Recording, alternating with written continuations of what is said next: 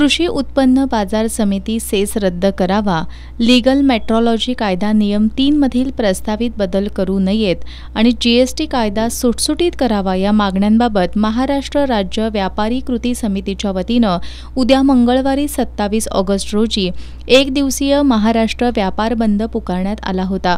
या बंदमध्ये कोल्हापूर शहर आणि जिल्ह्यातील व्यापारी सुद्धा सहभागी होणार होते। बंद काळात Kolhapur chamber of commerce and industries, the Kolhapur grain merchant association आणि सर्व संलग्न व्यापारी संघटनांतर्फे निदर्शनं करण्यात येणार होती। मात्र राज्य शासनानं आज मुंबईमध्ये झालेल्या बैठकीत व्यापारी कृती समितीला कृती समितीच्या मागण्यांबाबत महिनाभरात सकारात्मक कार्यवाही करण्याची ग्वाही दिली।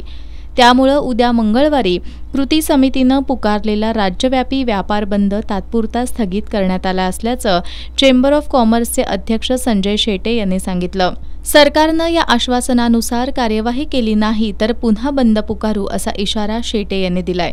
महाराष्ट्र राज्य व्यापारी कृती समितीमार्फत 27 रोजी महाराष्ट्र व्यापार बंद पुकारण्यात आला होता। त्याचं कारण होतं महाराष्ट्रातली कृषी बाजार समितीतली सेस रद्द व्हावा, लीगल मेट्रोलॉजी ॲक्टमधला जे कलम 3 होतं ते आहे तसं ठेवावं आणि GSTमधली ज्या तरतुदी सारखं करतात त्यात सुटसुटीतपणा करावा।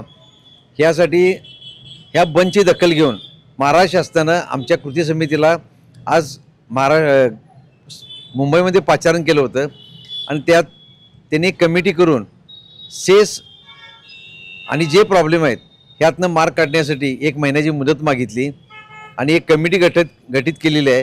त्या कमिटीमध्ये आमच्या राज्यातल्या 5 प्रमुख त्यात आहेत।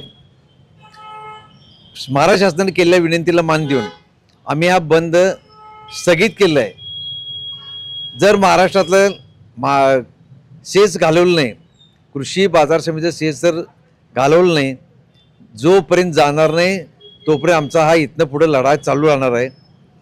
हे आम्ही शासनाला सांगू शकतो।